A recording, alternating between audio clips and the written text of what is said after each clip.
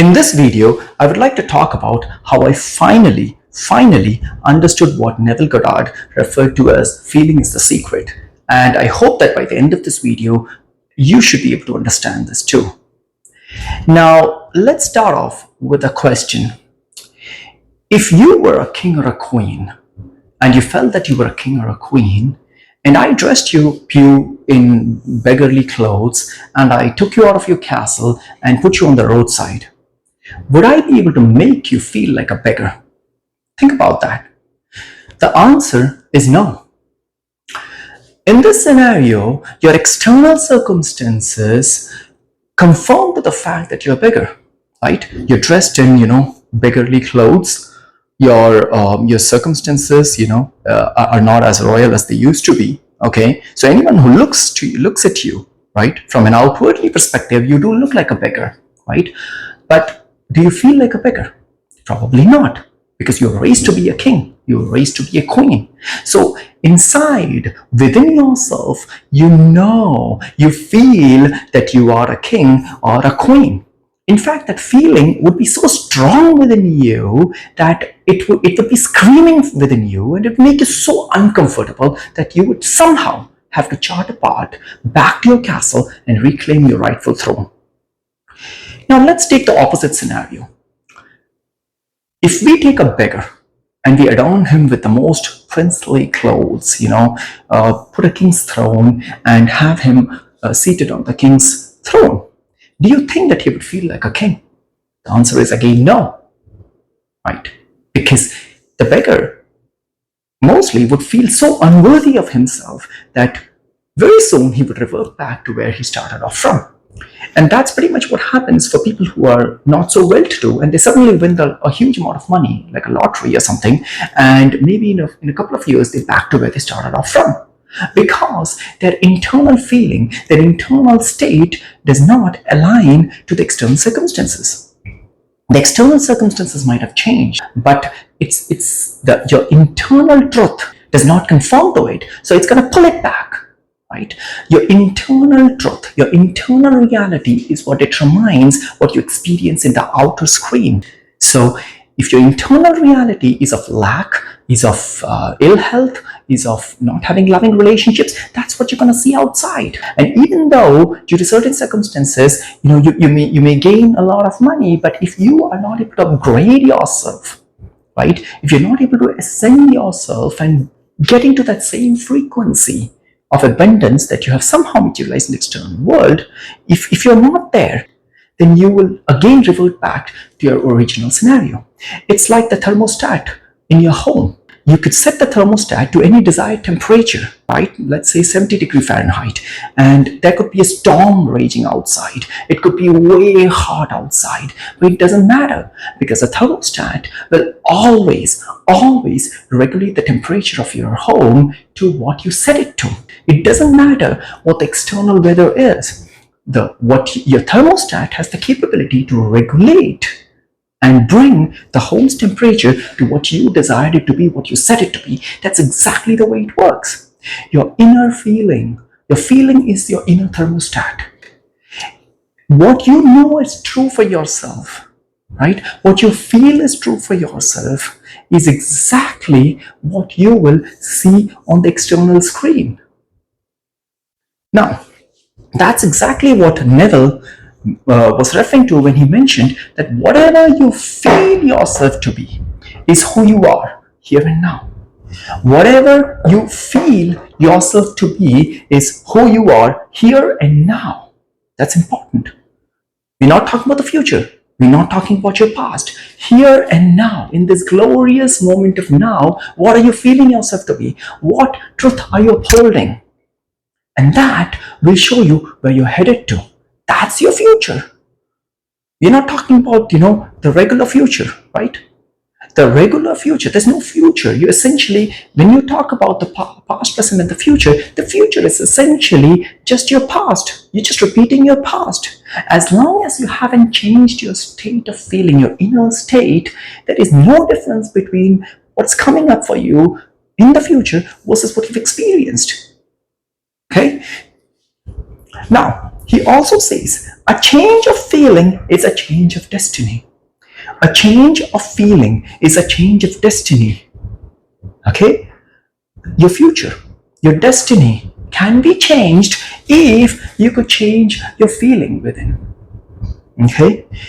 That's very important. So how do you create a new future? Right? You don't have enough money in your bank account. That does not make you poor. Right? Unless you feel that you're poor. You don't have loving relationships. That doesn't make you lonely or unloved, except the fact that you hold the truth within. You may not have the perfect health, and that's fine. But as long as you hold on to the truth within yourself, right? If you hold on to the truth of health, eventually you will manifest that in the external world. So a change of feeling is what changes your destiny. Okay, because you are going on your regular normal path, right? Your past, your present, and your future, right? Essentially, it's your past because you're carrying over the same feelings over into your future. So your future is essentially the same. But the moment you change the truth within, so that's what Neville talks about, the fact that you have to think, instead of thinking of the desired state, you have to think from the desired state. So you don't have enough money in the bank account, right? That is your external reality. That's a fact. But what's the truth for you? What do you believe yourselves to be? Do you have the capability to change the feeling of lack that you prior had to a feeling of abundance? Do you have that truth? Can you change that feeling? Can you uphold the feeling of abundance within you? And can you hold on to that in the faith that your external reality will soon reflect what your internal truth is? Because that's a law. Now, Neville also says that your emotional state is the most powerful magnet drawing experiences into your life. Your emotional state is the most powerful magnet that draws experiences into your life. Now, you may ask a question of how do we change feelings? So I have this kind of description here which will help to illustrate how you can change feelings, or essentially how feelings even come into being, right? So feelings are born out of experiences and stories, okay? Good or bad experiences, okay? So experiences, you basically have a certain experience in your life. I mean, you have experiences pretty much every single moment of your day, right? But there are certain experiences which are associated with elevated feelings, of joy or fear or grief, So whenever an experience comes with an elevated feeling or an emotion, right, it gets registered and stored in your memory, and those can be easily pulled back. Okay, so essentially, maybe when you got married, or when you got your first job, or something like that, all of those, experiences have strong emotions connected with them, so it's easy to pull them back from memory. Now, so yeah, experiences, based on the experiences, you create a story around that experience, and then based on that stories, you have beliefs and feelings. Okay, the beliefs get stored in the mind, and the feelings get stored in the body, and then those beliefs and feelings cause you to basically attract similar experiences into your life. Okay, so I'll give you an example. So I have a friend who kind of had this belief system that he was not good at math, and when we started working together, and we kind of started going into his past, he mentioned that this problem started around middle school, where he kind of one of the teachers mentioned to him that you're not good at math. I don't think you will ever do good in math. Okay, and that particular experience, okay, that one single experience created a story in his mind that he is not good at math. Okay, I mean, especially when it's coming from an authority figure like a parent or a teacher, or someone you kind of respect and look up to, right? That goes much deeper into your psyche. So he kind of stored that in his mind, that he created a story about it, that I'm not good at math because someone someone higher than me, someone at an authority level told me that I'm not good at math, right? So that story, he created a belief, right, associated with that, and the feeling of disappointment and embarrassment and maybe unworthiness got stored in his psyche, right? That was the first time, okay, and the belief wasn't strong, the feelings weren't strong, but the problem is when you have a belief and a feeling in your body, it's like you're looking at the world with kind of like yellow tinted glasses, right? I mean, suppose you wear yellow tinted glasses, right? Everything seems yellow to you, right? Though the world is not yellow, but everything you're looking at looks yellow because your perspective is narrowed down now, right? You're attracting, you're focused on, things that you believe, right? So it narrows down your perception.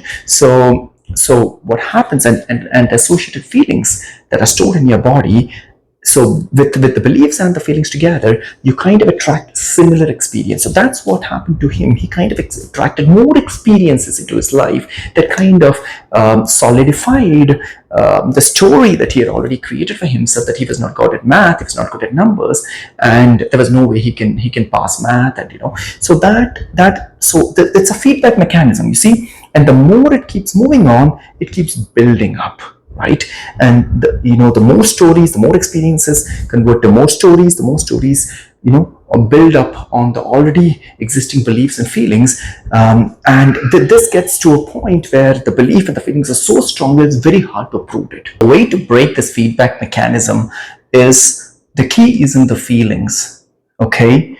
So as we talked about before, if you do not see money in your bank account, that is the outer reality, okay? But if you hold firm, right, because your desired state, if you think from the desired state, which is having a lot of money in your bank account, which is abundance, if you think from that state, what would you feel? You would feel abundant, right? So thinking from the state, from your desired state, right? So you would feel abundant, okay? And if you can hold that feeling, okay, that will attract you experiences of abundance, okay? There's no doubt about it, okay? Now, based off that experiences, you will create new stories. It'll be gradual, but you will create new stories, okay, which will again go and solidify the feeling of abundance that you have, and the beliefs and the feelings of abundance, which will again attract new experiences, right? So the feelings are the cornerstone of this whole feedback mechanism. If you need a new car, don't have a car, right? Now going back into the desired state means that you already have a car. It's done. It's a moment of gratitude. It's a moment of happiness, right? So you have the car. How does it feel? Feel so happy driving it, right? Like you can smell, you can kind of touch. So you are in the scene. So that feeling of joy and gratitude and abundance is what will bring you, attract into your life more experiences, and you create a story, and eventually that is what will build that whole bridge of incidents, which will lead you to having your desired car. So I hope this helps you in understanding what it means by the feeling is a secret, and I hope you can use this to change your life. Thank you.